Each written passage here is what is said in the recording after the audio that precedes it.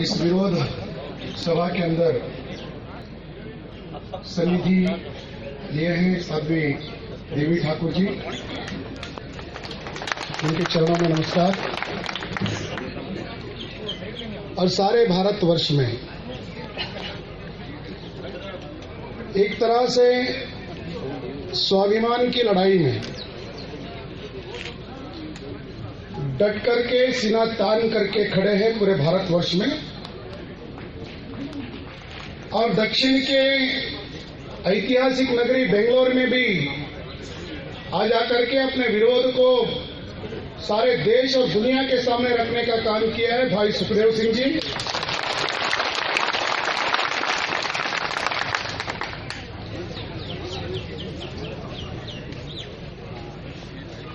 मंच पर विराजमान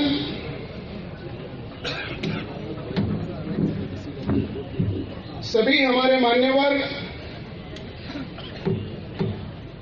और इस विराट जनसभा में सम्मिलित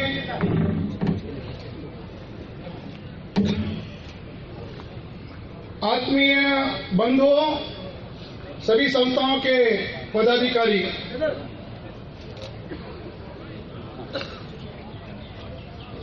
बेंगलोर दक्षिण का द्वार है और यहां पर आकर के भाई सुखदेव सिंह जी ने बंसाली नाम के नमक हराम को बताने का प्रयत्न किया है।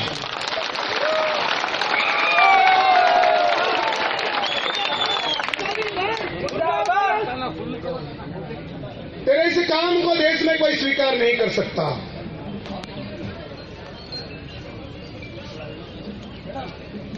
पैसों की लालच के लिए विदेशियों के हाथ में बिकने वाले ऐसे देशद्रोही भड़वे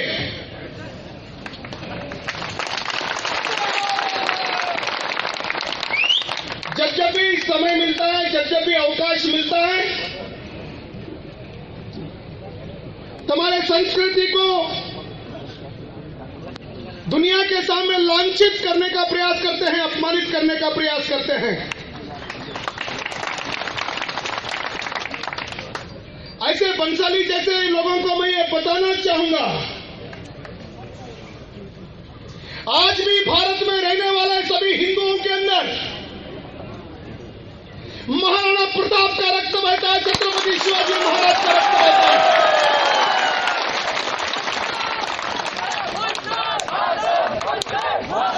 हमने इस धरातल के ऊपर हमने मातृत्व की पूजा की है, हमने देश को भी भारत माता के रूप में पूजन किया। आज भी जब बात निकलती है तो सबसे पहले अपने कंठ से उद्गार निकलता है भारत माता की, जिस प्रकार का कंठ से उद्गार निकलता है, क्योंकि हमने मातृत्व के रूप में स्वीकार किया है। हमने जल को भी मातृत्व के रूप में इस देश में पूजन किया। हम अपने सुबह में स्नान करने के लिए लोटा अपने सर के ऊपर डालते हैं तो गंगे जी, हमने नर्मदा से कावेरी, हम कावेरी माता को भी नमन करते हैं, गंगा माता को भी नमन करते हैं, नर्मदा को भी नमन करते हैं, सिंधु को भी नमन करते हैं। हमने गाय में भी गौ माता को देखा है। जिस देश में माता का पूजन होता है, गौरव से देखा जाता है, वहां पर फिर एक बार इतिहास को छेड़ने का काम। अरे भैया बंसाली, तुझे किसने अवकाश दिया, तुझे किसने अवसर दिया? सारी दुनिया जानती है, हमारे इतिहास के बारे में सारी दुनिया जानती है।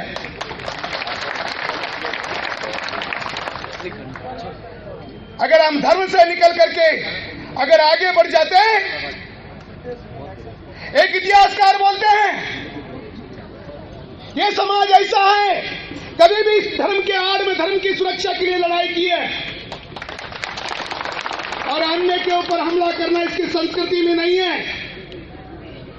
जैसे विदेशी हमलावर भारत के ऊपर आए, जैसे विदेशी हमलावर भारत के भूमि पर आकर के हमारे संस्कृति को हनन करने का काम किया, ऐसे अगर हम तलवार लेकर के सारी दुनिया के ऊपर निकल जाते हैं तो सारे दुनिया में हिंदुओं का राज होता।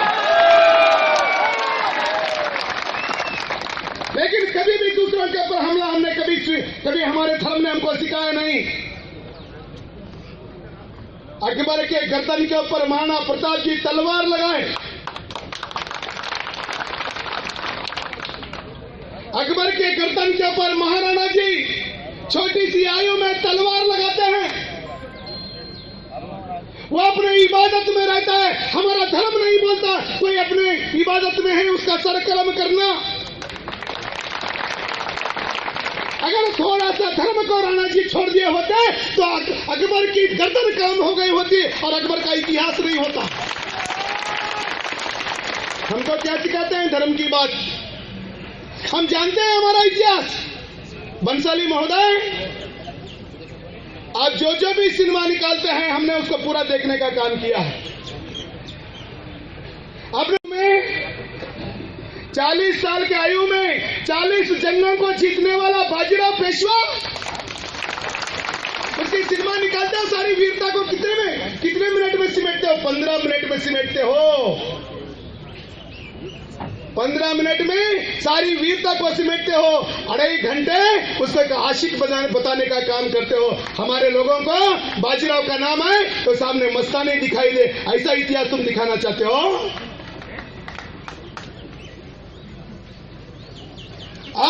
तुमने रामलीला बनाई, तुमने रामलीला में क्या किया सारे देश और दुनिया जानती है, और हम जानते हैं तुम्हारी मानसिकता को। हम जानते हैं तुम्हारी मानसिकता को। 17 बार मोहम्मद खोरी को तलवार के दम पर भारत भूमि से खदेड़ने वाले पृथ्वीराज चौहान के अगर सिनेमा बनाने के लिए तुम्हें बोलेंगे, क्या करोगे तुम? 17 बार की लड़ाई तुम नहीं दिखाओगे। 17 बार कैसे खोरी को भारत की धूल चटा दी, इसको तुम नहीं बताओगे। क्या बताओगे तुम? हमें अच्छी तरह से पता है। तुम बताओगे 17 लड़ाई को 15 मिनट में सीमित कर दोगे। 15 मिनट में 17 लड़ाई को सीमित कर दोगे। 18वीं लड़ाई को तुम 2.5 घंटे में बता दोगे, क्योंकि तुम्हें किसी को खुश करना है। हमें इनकी मानसिकता को समझने की आवश्यकता है। ये पद्मावती, रानी पद्मावती केवल एक समाज का अपमान हम नहीं मानते, क्योंकि जब भी रणभूमि में हमारे रणबांकुरों ने संघर्ष किया है, लड़ाई की है, चाहे वो महाराणा सांगा जी हो फतेहपुर की सिकरी की लड़ाई में, चाहे वो राणा छत्रसाल हो, चाहे वो राणा प्रताप सिंह जी हो, हमारे पास केवल हम ही लड़ाई नहीं की। हमारे पास हमारे साथ रहने वाले अश्वों ने भी लड़ाई की है।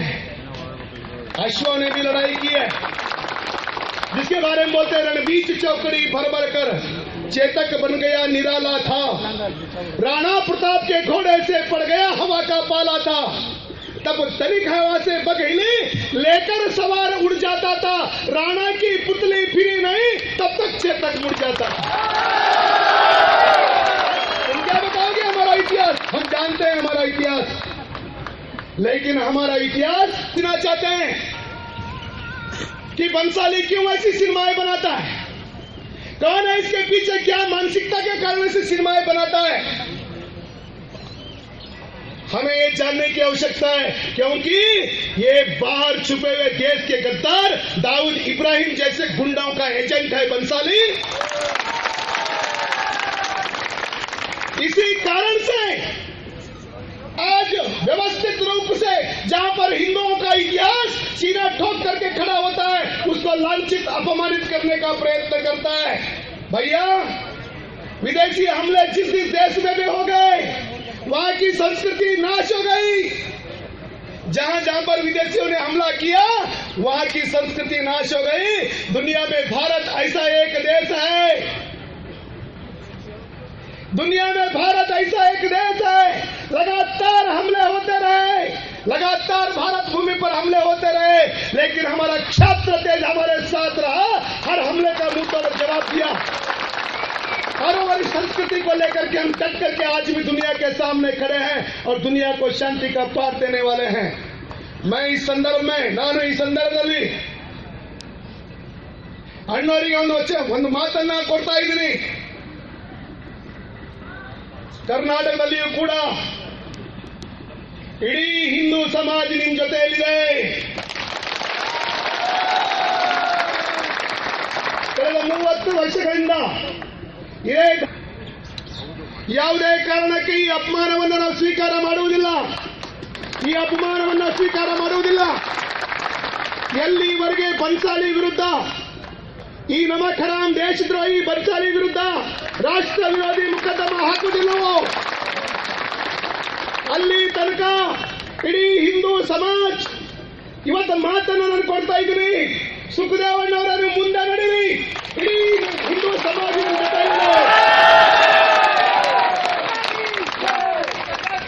ನಾವು ಯಾವುದೇ ನಮ್ಮ ಹಿರಿಯರು ನಮಗೆ ಹೇಳಿಕೊಟ್ಟಿದ್ದಾರೆ, ಯಾವುದೇ ಯುದ್ಧದಲ್ಲಿ ನಾವು ಬೆನ್ನನ್ನ ಕೊಟ್ಟಿಲ್ಲ. ಅರೆ ಬೆನ್ನು ಕೊಟ್ಟವ್ರು ಯಾರು ನಮಗೆ ಚೆನ್ನಾಗಿ ಗೊತ್ತಿದೆ. ನಾವು ಎದೆಯನ್ನ ಕೊಟ್ಟು ಹೋರಾಟ ಮಾಡೋರಿದ್ದೀವಿ. ಕೈಯೆಲ್ಲ ಖಡ್ಗವನ್ನ ಹಿಡ್ಕೊಂಡು ಸನಾತನ ಹಿಂದೂ ಧರ್ಮ ಸಂಸ್ಕೃತಿಗಾಗಿ ಇಡೀ ಪ್ರಾಣವನ್ನ ಬಿಟ್ಟಂತ ನಮ್ಮ ಸಂಸ್ಕೃತಿ ಇದು. ಇವತ್ತು ನಮ್ಮ ಕರ್ನಾಟಕದಲ್ಲಿ ಇವತ್ತು ಮಾತನ್ನ ಕೊಡ್ತಾ ಇದೀನಿ. ಇಡೀ ದೇಶದಲ್ಲಿ ನೀವು ನೋಡ್ಕೊಳ್ಳಿ, ಕರ್ನಾಟಕದಲ್ಲಿ ನಾವು ನೋಡ್ಕೊಳ್ತೀವಿ. ಯಾವುದೇ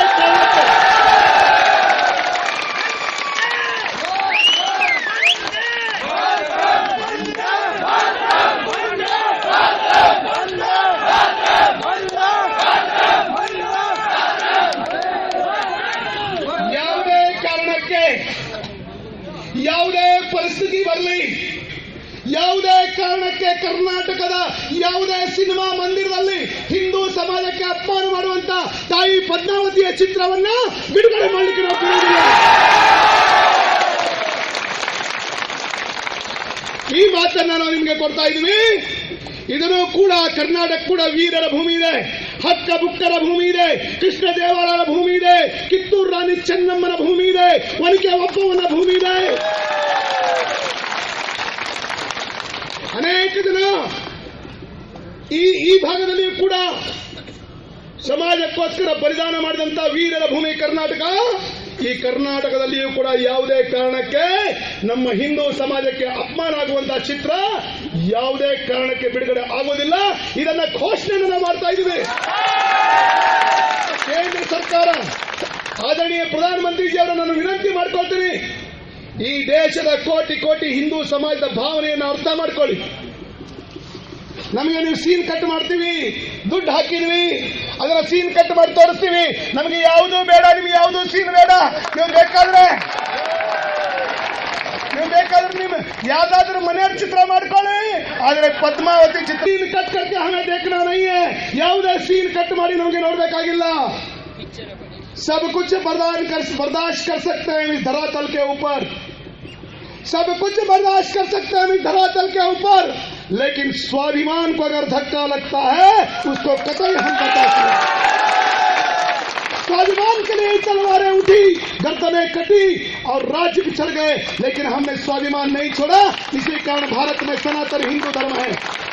अದೇ ಕಾರಣಕ್ಕೆ ಈ ದೇಶದಲ್ಲಿ ಹಿಂದುತ್ವ ಉಳಿದಿದೆ. ಅದಕ್ಕೋಸ್ಕರ ಇವತ್ತು ಪಣವನ್ನು ನಾವು ತೊಡಬೇಕಾಗಿದೆ. ಯಾವುದೇ ಕಾರಣಕ್ಕೆ ಹೋರಾಟ ನಿಲ್ಲುವುದಿಲ್ಲ. ಇವತ್ತು ಬೆಂಗಳೂರು ನಮ್ಮ ರಾಜಧಾನಿ ಆರಂಭ ಆಗಿದೆ. ಬೆಂಗಳೂರಿನಿಂದ ನಾನು 700 ಕಿಲೋಮೀಟರ್ ದೂರ ನನಗೆ ಹೇಳಿದ್ರು ಪ್ರೇಮ್ ಸಿಂಗ್ ಬಾಯ್ ನೀವು ಬರ್ಬೇಕಂತ ಹೇಳಿ. 700 ಕಿಲೋಮೀಟರ್ ದೂರದಿಂದ ನಾನು ಬಂದಿದ್ದೀನಿ ಬೀದರ್ನಿಂದ. ಇಲ್ಲಿಂದ ಹಿಡ್ಕೊಂಡು ಬೀದರ್ ತನಕ ಸಾವಿರಾರು ಜನ ಇವು ಬೀದಿಗೆ ಇಳ್ತೀವಿ. ಯಾವುದೇ ಕಾರಣಕ್ಕೆ ಸಿನಿಮಾ ರಿಲೀಸ್ ಆಗಲಿಕ್ಕೆ ಕೊಡುವುದಿಲ್ಲ. ಆ ಮಾತನ್ನ ಹೇಳ್ತಾ ನಿಮ್ಮ ಹೋರಾಟಕ್ಕೆ ಸದೈವ ನಮ್ಮ ಬೆಂಬಲವನ್ನು ಸೂಚಿಸಿ ನಾವು ಕೂಡ ಹೋರಾಟದಲ್ಲಿ ಧುಮುಕ್ತೀವಿ. शेरों की बाती भिड़ेंगे हम, क्षात्र है हमारा तेज और क्षात्र धर्म पीठ नहीं दिखाता. जब तक ये बंसाली जैसे नमक हराम को सबक नहीं सिखाते तब तक हम अपनी लड़ाई को, क्योंकि हमारे खून में नहीं है लड़ाई को आधी अधूरी छोड़ना. आधी अधूरी छोड़ने का हमारे खून में है क्या? है क्या? हमारे खून में नहीं है आधी अधूरी लड़ाई को छोड़ने का. जब तक हमारी लड़ाई पूर्ण नहीं होती तब तक हम विश्राम नहीं लेंगे. जय हिंद, जय भारत, जय सनातन हिंदू धर्म की, गंगा माता की, गौ माता की, कावेरी माता की सबकी जय। जय हिंद।